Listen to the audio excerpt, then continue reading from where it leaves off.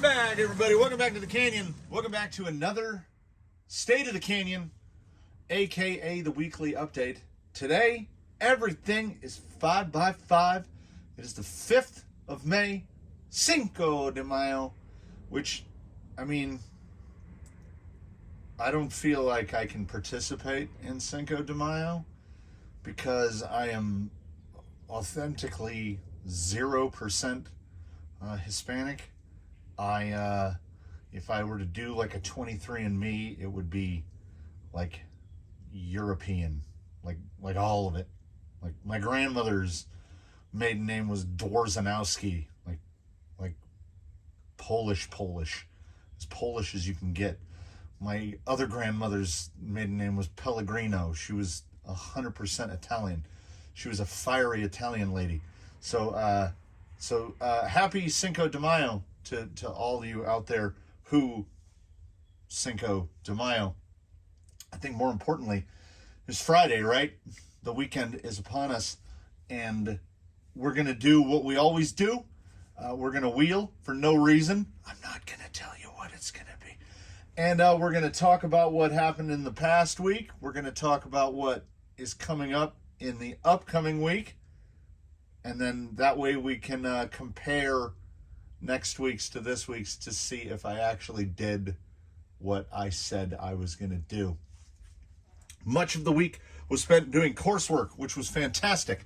I got ahead on videos.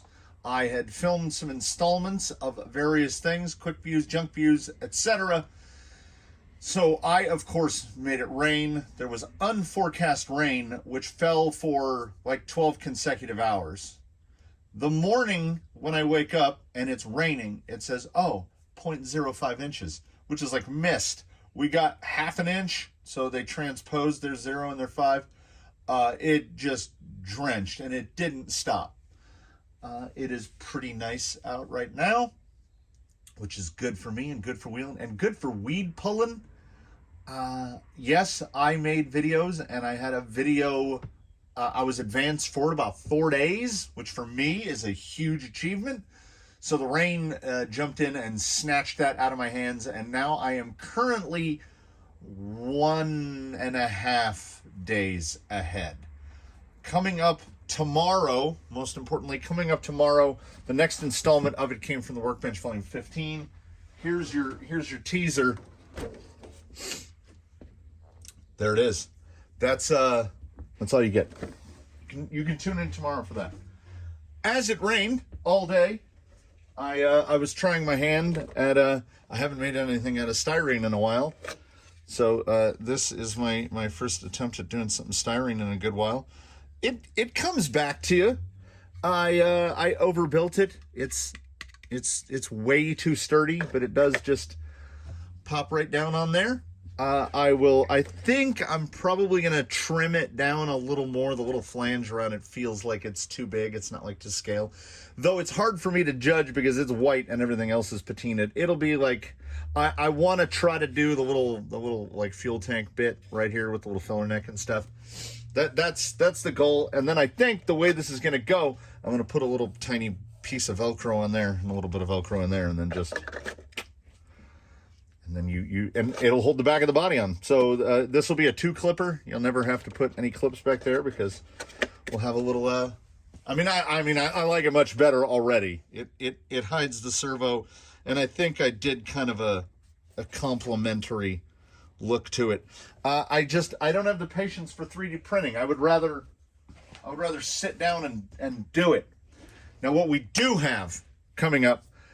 Most of the work of the week, rig-wise, was spent on Ghost Rover. Like a lot. Like I put hours and hours and hours and hours into that thing. I will talk more about that when that comes up tomorrow.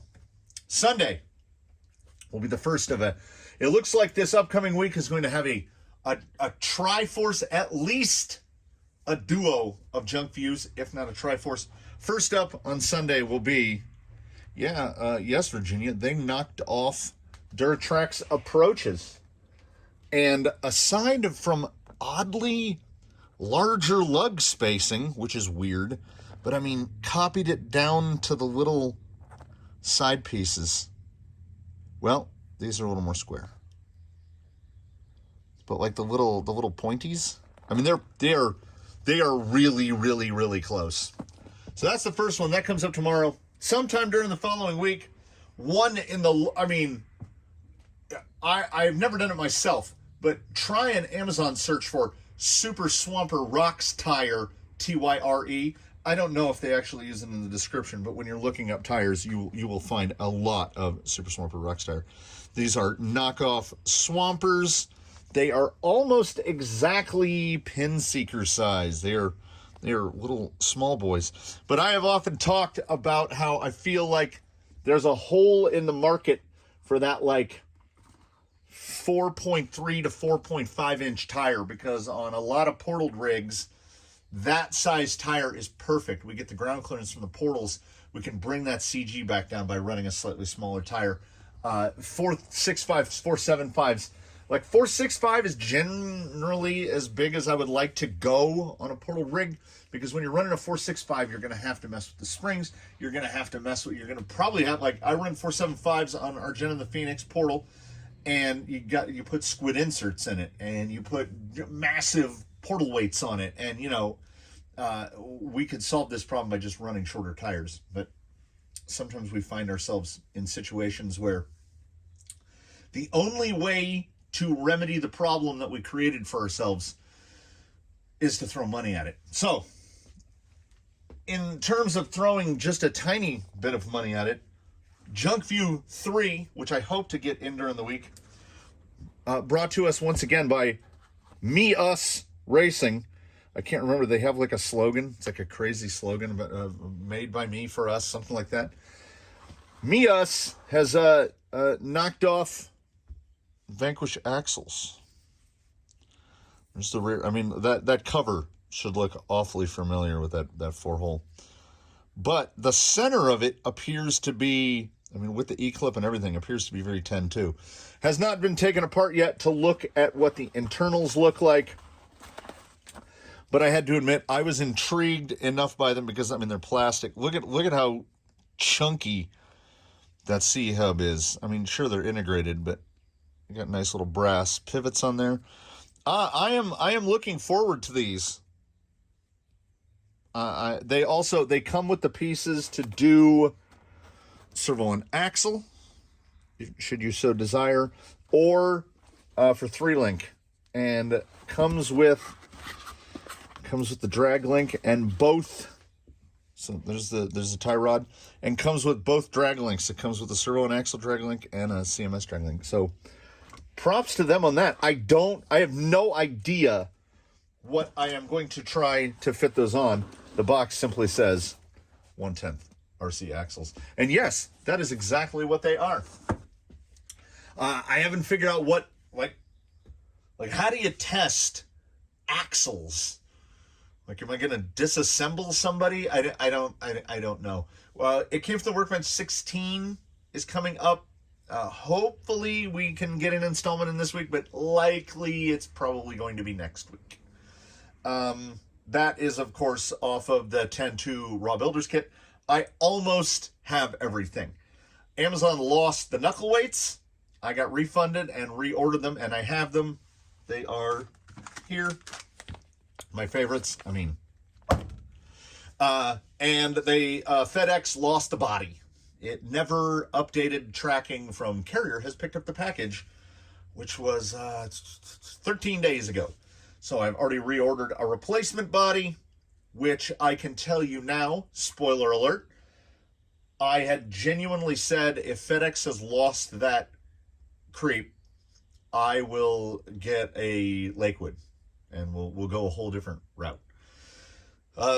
J Concepts sold out of the Corvair Lakewoods in less than a day. They showed up in stock. By the time I went to order it, it was already gone. Like within hours, they were already gone. So I get the feeling the Corvair Lakewood is going to be just like Ruptures or Tusks or anything else, where if you want it, good luck to you. So let us plug in a battery.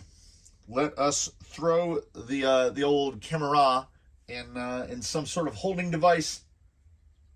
We will go out and we'll just kind of drive around on the stuff that I've done. Ooh, I made a thing. I did a thing, and I will talk more about that thing when we get outside. And I promise you, it was really nice when I was out here maybe 15 minutes ago, and now it is looking really inclement. Like the clouds are very black. You'll also notice no shadow. Nothing is casting a shadow. It's one of those. Good for filming though.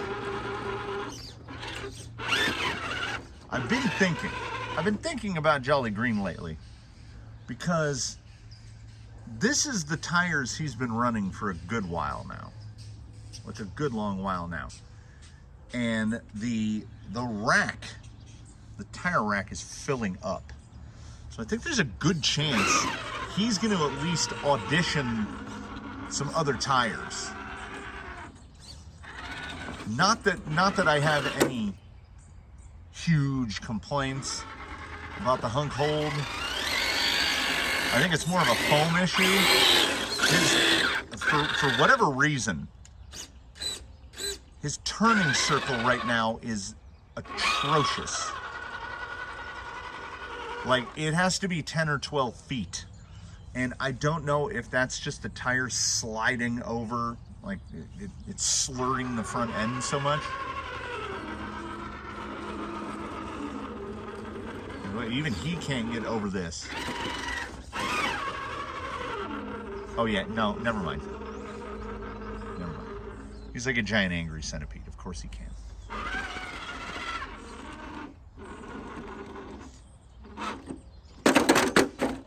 Wow, he's not easy to roll, and I managed to just do it.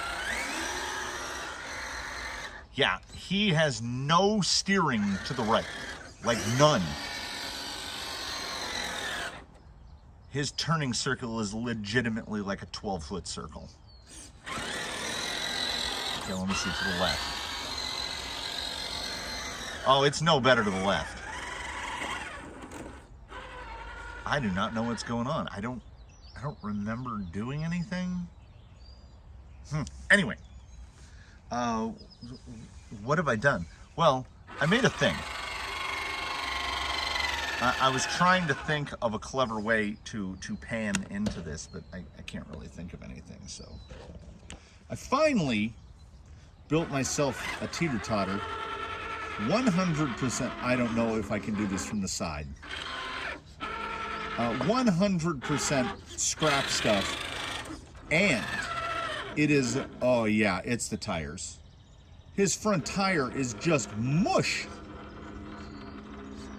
Like, it's mushing to a degree I don't think, yeah, as soon as I give it any beans, he falls off to the side. All right, okay. Maybe if I'm looking at this, like from the side, I don't think I can manage. Because he needs to employ a little bit of speed. The plank itself is like 9.5 inches wide. So for a lot of rigs, there's more tire hanging off the sides than there are on the ramp. We had to make the ramp challenging in some way. I need to look at this better.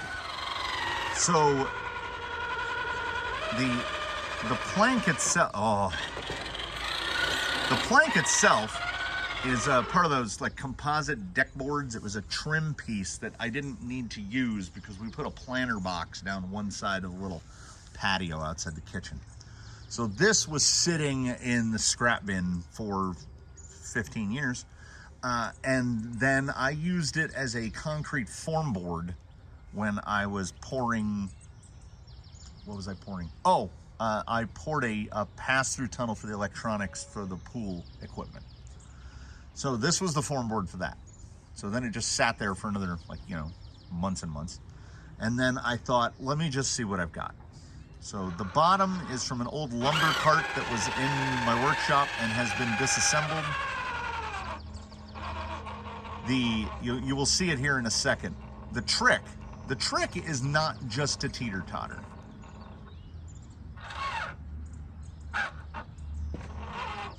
The trick is to balance it.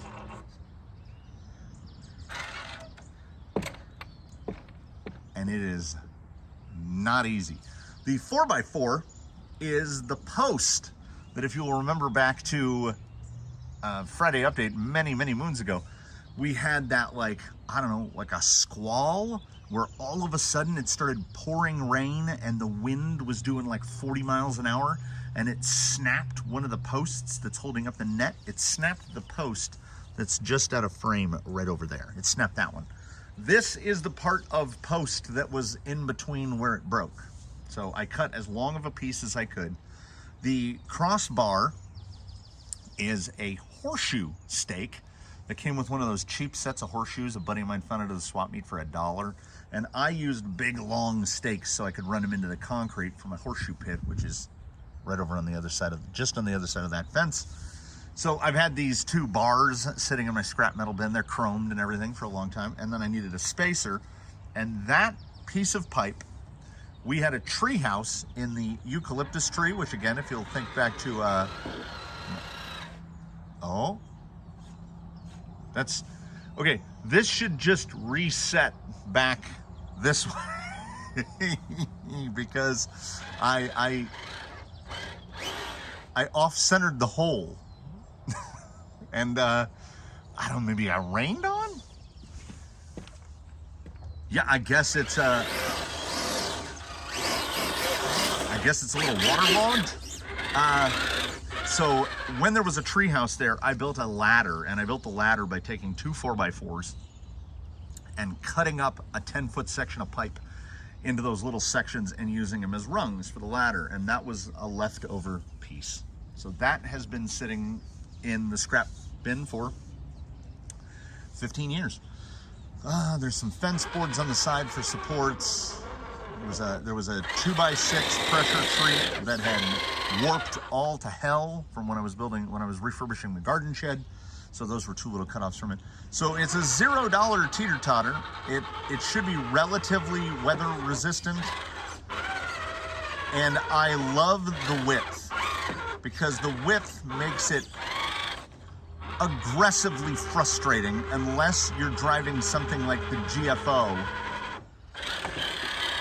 Also, I had cut the 4x4 initially at a 50-degree angle, forgetting that, yes, these rigs can handle 50 degrees, but not so much on, like, these are made out of what, like recycled beer, milk bottles, plastic, HDPE or PTFE or PTE or whatever they're made out of, PET, some acronym of letters put together, and it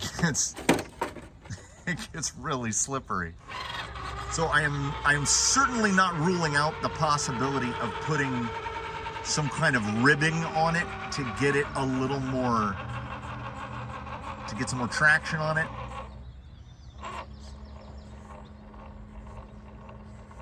What was that? There was like some sort of reality game show where they had to build these cars, and then they had to take it through this like obstacle course.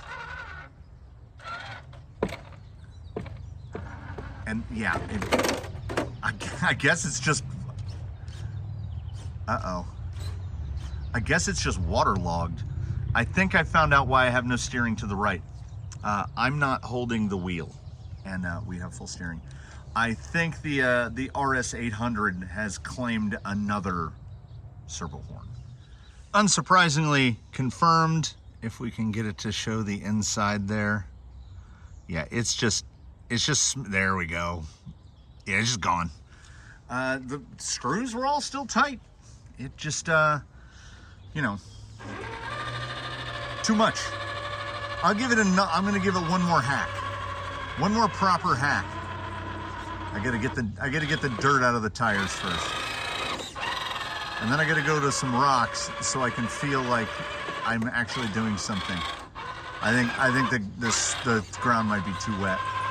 I think what the problem is I think the base is at an angle somehow, so that it's putting too much weight on the other side.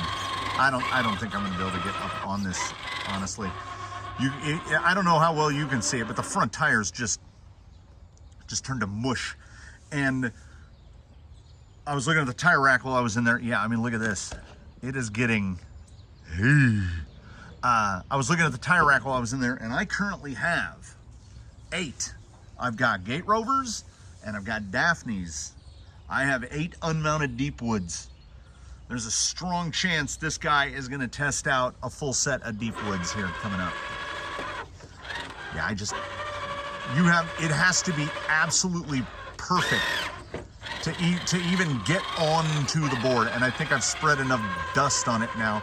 I really wanted to do the cool thing and balance it in the middle, but this is just flailing behavior. Yeah, I can't get onto the, and if I try to run it quicker, he's not even that wide. I'll have some strangers hit this thing, and we'll see if any of them consider it doable, because I honestly can't get onto it. There's no traction up there. Now that could be these tires. Yes, it is moist out, but I've got nothing. This is a 6x.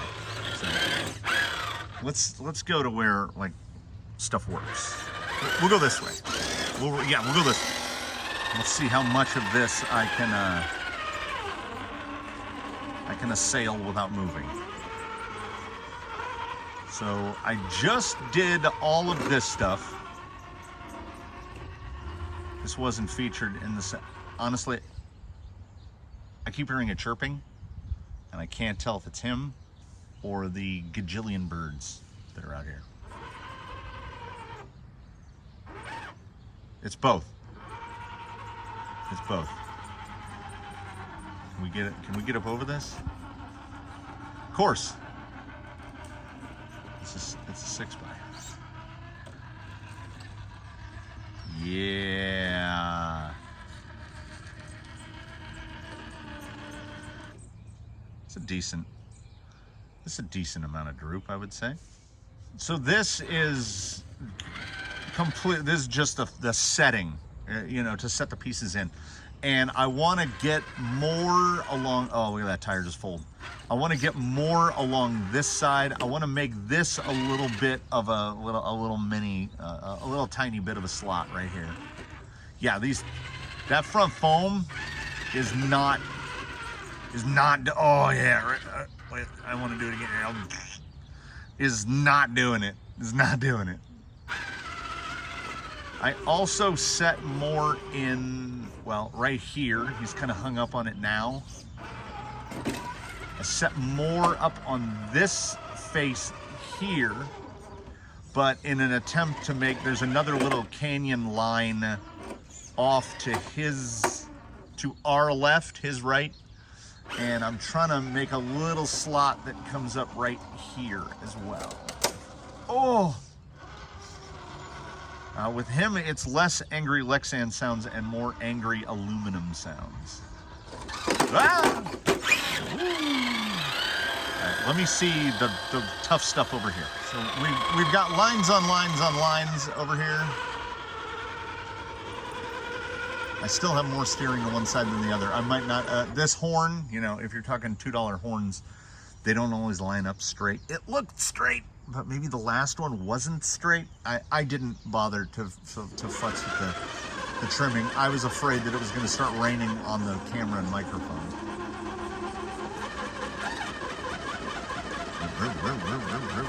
That is overdamped, and inserts are too soft. So we're too soft on the insert and too heavy on the oil in the shocks.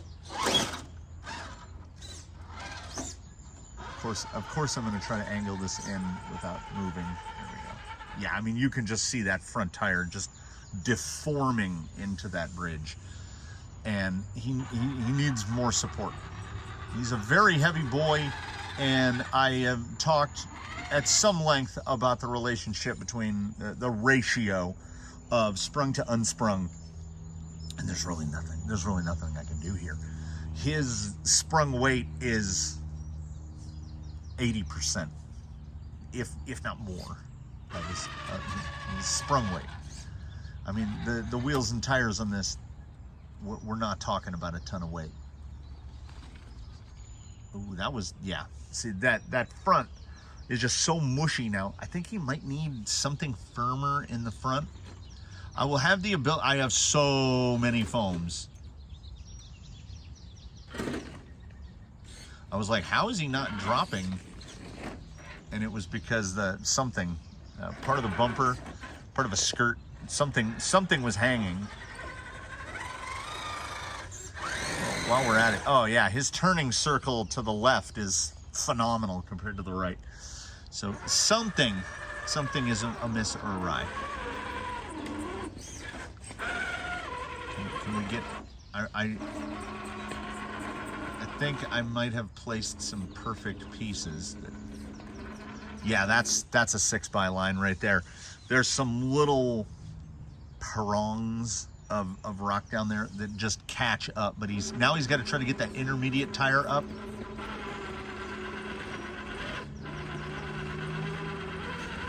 Something, I think he's got the skirt, the aluminum. Yeah, I can hear it clanking now. And then once we get over here, really vertical.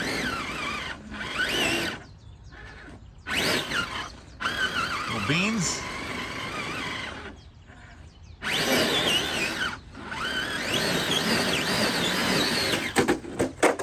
I mean, I had that coming. I genuinely at this point think that those front tires are not helping at all. They're deforming so much. I think it's well into the realm of too much. It would certainly explain the tragic amount of front end push I have, and then just look, that front tire is not turning enough. Something shifted, something bent, something. Yeah, I feel like he should have enough to get over this. The holds are doing well. I feel like we're being let down by the hunks. Yeah. Oh, this is a terrible idea for a descent. Yeah, that's a sheer drop off. Let's escape that way.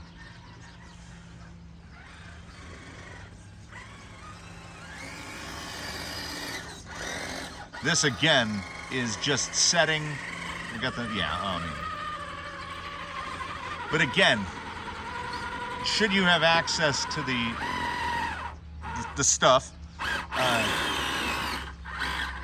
don't test your new lines with a 6x. That's probably solid advice. Oh, his left turn circle now is tiny, probably 4 foot, and he's got like a, well, you know what? Once again, so this is the turn circle this side. He's gonna leave some nice cuts in the ground. That's big. That's gotta be around 10 foot.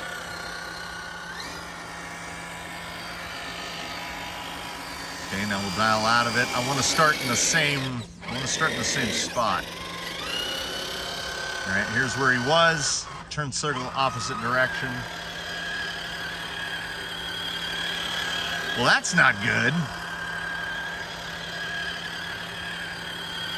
Something's hitting something. That is half the turning circle to one side versus the other. So that's right. So turning right, he now has a tiny turning circle. Oh, but watch when he comes around again. Watch that outside front. It's like it's trying to slide off the bead lock. And much as I like the thing, I really hate the ye old teeter just sitting right there. It just looks like somebody dropped it off.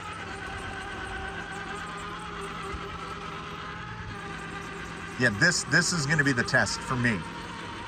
when I start messing with tires, this is the line I want to be able to assault, which is pretty dumb.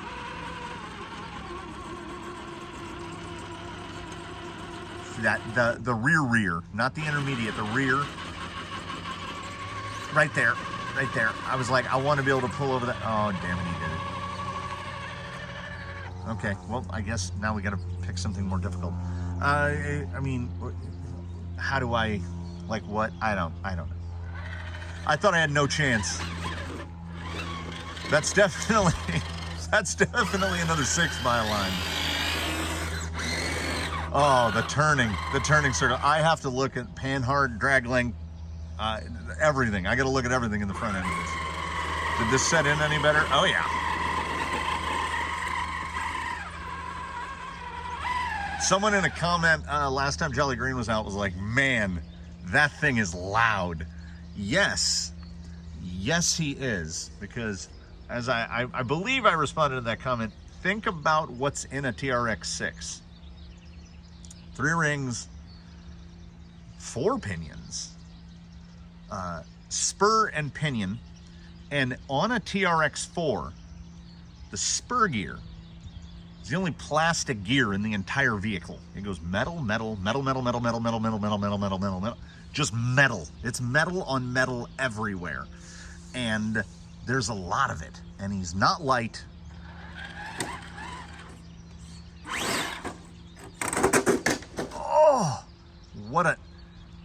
That will hopefully be the loudest angry Lexan noise we hear today. Let's try this one. Okay, a little too easy there. Yeah, these tires are filling me with rage, because they oscillate back and forth between look what we can do and I'm gonna mush over so bad that you have no steering.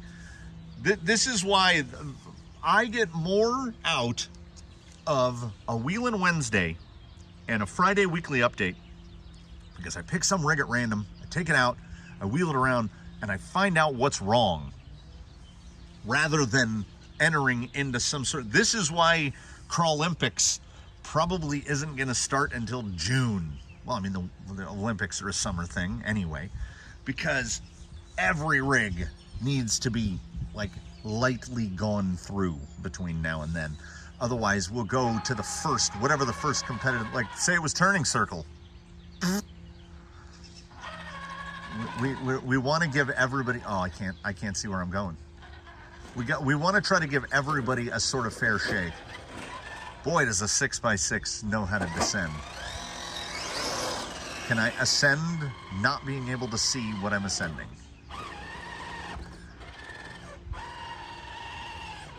Okay, all right. Okay, get off that point. There's that perfect little, okay, we're over it, okay. Yeah, driving towards camera is difficult. There's generally a position that I like to be in to be able to see what's going on, and this is not it. I just had a thought about positioning, brought to me by the thought, unrelated, but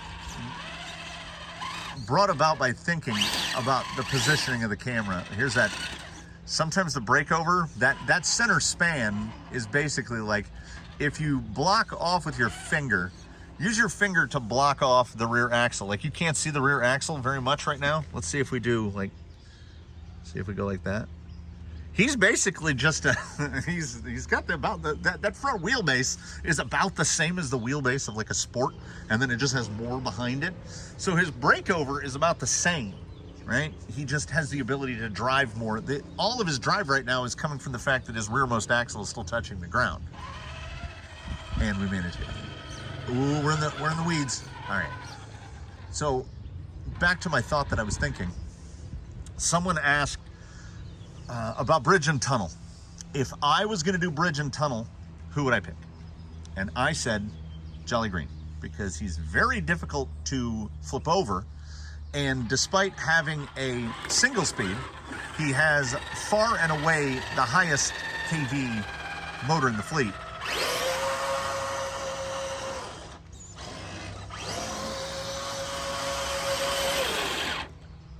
So he's not just a noisy boy, he's also very fast. So here's what I'm gonna do. In preparation for the outro, before I outro with y'all, I am going to go grab the stopwatch. I'm gonna pick my start point and I'm gonna do a completely unofficial does not count run, just to satisfy my own curiosity. I'm gonna go do bridge and tunnel with this fella right here and see how I can do on the thing that I thought up for other people. I'm not gonna lie, I'm a little winded, and if we take a gander at the corners of his bumper, like look how little, like, I mean, that's pretty much all from right now. I had it laid out in my head which direction I was gonna go. I did the covered bridge and the tunnel at Dry Bone Valley last, and I did them in the wrong order. I did the bridge, then the tunnel. I was supposed to do the tunnel, then the bridge. So I basically had to backtrack over a section. And because I had to backtrack and I was doing the bridge the wrong way, it's a very tight turn. And worse than that, it's a tight left turn. So I got the front end stuck and he basically catapulted himself into a chain link fence. So I had to use 1 foot roll to get him over. So that's a 30-second penalty on that. But 242.88. So 243 plus the 30 seconds is 313. So 313 for Jolly Green. And I feel the exact same way that the other gentleman did when they ran it, which is I made so many mistakes. Honestly, I think that if somebody's got something well balanced, right? Like not a pure, like in terms of the pure crawlers that I have, this guy can go a lot faster. Now he's not as fast as say Ironsides or anybody with a 2-speed, Buffalo Bill. I think a clean run, we'd be looking at, I think somebody could get around 2 minutes, but it would have to be clean. I had to do 4 or 5 3-point turns. I had to roll into the fence because that was it. All I had left was get through the tunnel, get through the covered bridge and get through the tunnel. And it was worse than red light fever. I rushed it and I hooked it. And when he hooked, he just kind of swung, and what it was is he fell roof first right against the chain link, and there was no way to get him out. There's also those little wooden buildings over by the pump house. I hit one of them so hard, there's a huge dent in it from his front bumper. So I'm honestly surprised the servo horn made it. But there's a thoroughly unofficial time, 242.88 plus the 30-second penalty. And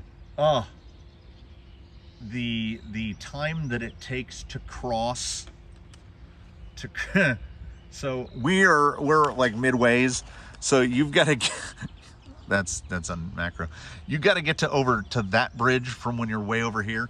It feels like it takes forever to cross that distance. So also, I don't think I thought I was being clever, but I don't think I picked the right route either. It's nothing but second guessing after you bridge and tunnel. And I did the amateur course. I didn't even do the pro course, because the pro course, as we've mentioned, includes the bridge that you can't see, includes this one, which is difficult to get onto, difficult to get out of, and it's not near anything else. Like, these two bridges are right next to each other, no problem. We've got the two bridges over there right next to each other, and then we've got the super complex, which has the tunnels and 3 of the bridges all in one shot.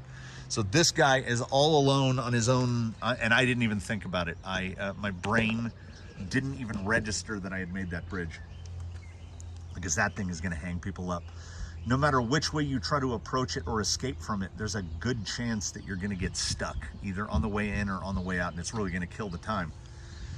So there you go, everybody. I had a multi-function morning here. I pulled weeds. That was another benefit of the rain. Everything except dandelions just pulls right out. So I pulled a bunch of weeds, trimmed a bunch of trees.